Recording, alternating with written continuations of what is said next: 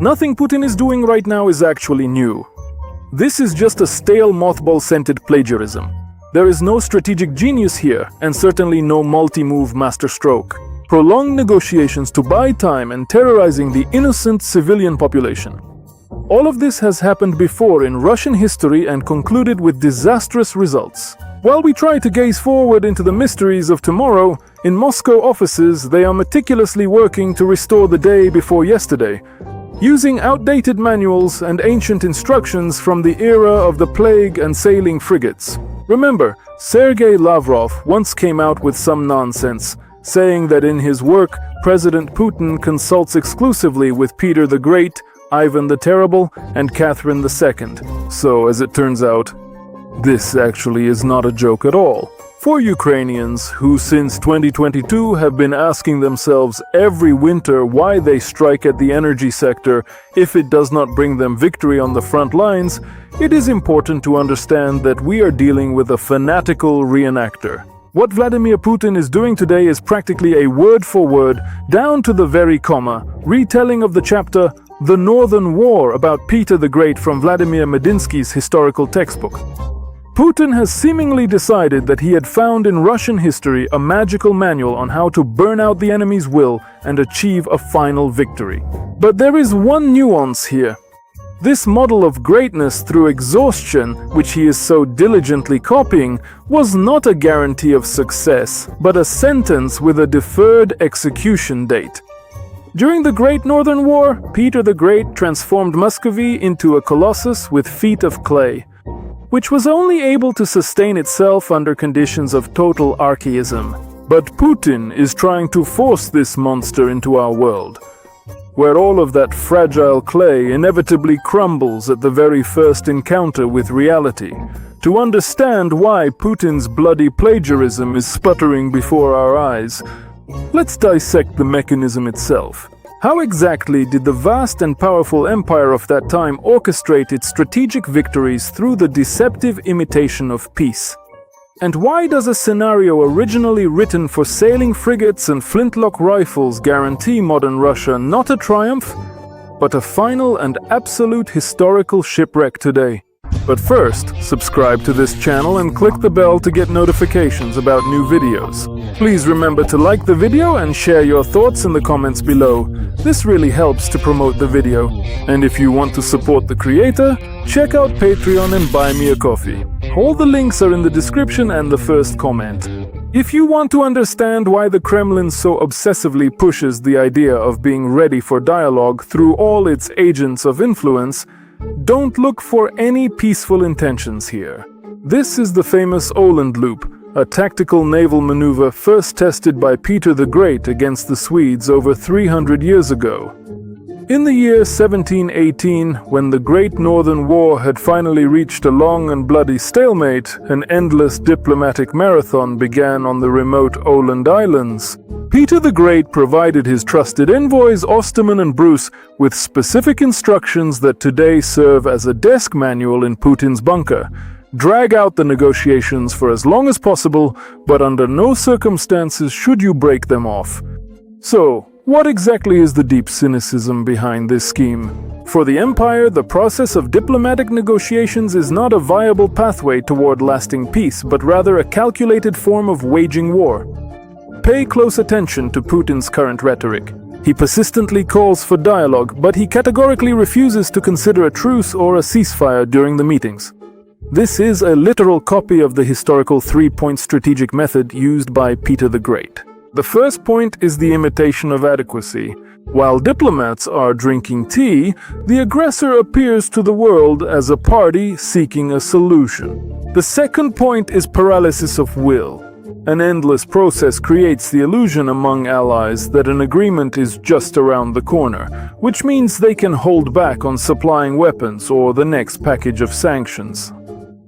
The third point is betting on fatigue. Peter patiently waited for the Swedish Riksdag to clash with the king and for Britain to gradually lose its interest in the Baltic. Similarly, Putin is waiting for elections in the West, discord in Kiev, and the specific moment when the world simply becomes completely accustomed to the war as background noise. For the reenactors in the Kremlin, negotiations are not an attempt to reach an agreement, but rather a shot of valerian for the opponent. He suggests talking while the missiles are still flying, counting on the very process of dialogue to soften the resolve of Ukraine and the West faster than his army can on the battlefield. Peter the Great bided his time on the Åland Islands, pretending to be ready for compromise while simultaneously preparing his most treacherous blow.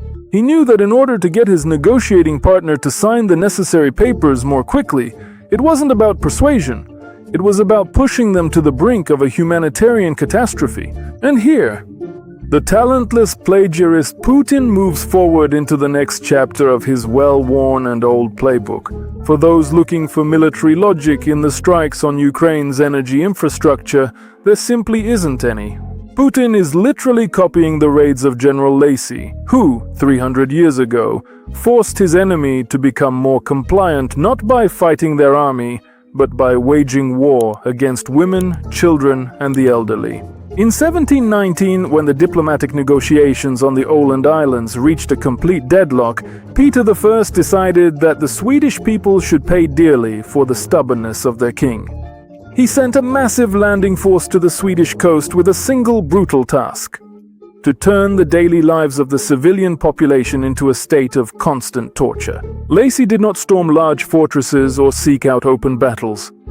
Instead, he burned copper factories, grain warehouses, and residential houses, methodically destroying the essential logistical infrastructure that allowed the people to survive.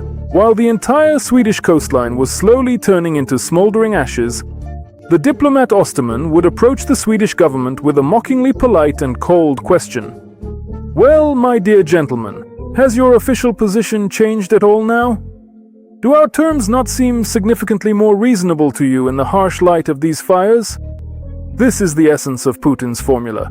Missile and drone strikes on the critical energy infrastructure are the modern-day Lassie landing, while Lavrov and the other Kremlin talking heads are the collective Osterman, patiently waiting for Ukraine's nerves to finally break from the biting cold and darkness. In the mind of the reenactor, the immense suffering of millions of innocent people is just a simple button to press in order to force a signature on the final capitulation. He deliberately sets his neighbor's house on fire so that, while choking on the thick smoke, the neighbor will run out to him with a signed deed of gift. But it's precisely at this point that the underachiever Putin makes his main miscalculation. He learned how to strike a match, but completely ignored the ending of the chapter. The significant error of the Kremlin reenactor is that he mistakenly conflated the form with the actual substance.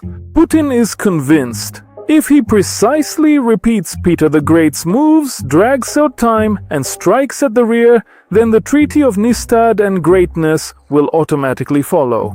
But he stubbornly and persistently fails to see the fundamental difference in how that time is actually being spent. Peter I deliberately extended the duration of the war in order to build. While diplomats argued for years on the Åland Islands, the empire was feverishly importing Western technologies, constructing new manufactories, and creating a navy from the ground up, however modest it may have been. For Peter, time was a vital resource for national modernization. For Putin, however, time has become a resource that leads only to decay. While he waits for the West to eventually grow weary and lose their resolve, his own technological base is not being renewed, but is instead degrading to the level of Iranian drones and North Korean shells. Peter the Great stole the future from Europe in order to win. Putin is recklessly squandering what remains of the Soviet past, hoping that the world will simply grow tired of standing by and watching this drawn-out suicide. The second systemic miscalculation is the scale of the coalition. Peter fought against Sweden, which by the end of the war was left in complete isolation, having lost its allies and resources. Putin, on the other hand, is trying to wait out a victory in a confrontation with a coalition whose combined resources and technological potential exceed Russia's by dozens of times. You simply cannot systematically wear down the world using a strategic playbook from the bygone era of sailing frigates when your modern opponent relies on satellite reconnaissance and an interconnected global financial system. In the 18th century, the war of attrition tactic worked because the world was slow and archaic. Today, trying to revive this algorithm leads not to the expansion of national borders, but to the inevitable and systemic collapse of Russia itself. Putin became so absorbed in playing the role of Peter the Great that he missed the main lesson of history. An empire that places its bets on wearing down its enemy, while having drained financial resources and significant technological weaknesses, will always exhaust itself first. This bloody act of plagiarism will reach its final end, not with a triumph on the Neva, but with the dismantling of the system that has mistakenly decided the shadows of the dead are the best advisors in the world of the living. Putin has never truly understood. In history, you cannot simply copy and paste someone else's victory. If you do not comprehend the immense cost involved, Peter I bequeathed to his successors an empire drained and wrung dry, which for another century trembled uncontrollably from poverty and palace coups. Vladimir Putin does not have that substantial margin of safety nor those 100 years to recover. His clumsy and poorly executed plagiarism is not a path to greatness, but a reckless and rapid acceleration through history straight to the finale, where instead of a triumphant Treaty of Nystad, he will find only a heavy and suffocatingly oppressive silence over the ruins of a system he himself has systematically dismantled and erased. The chapter will end, and there will be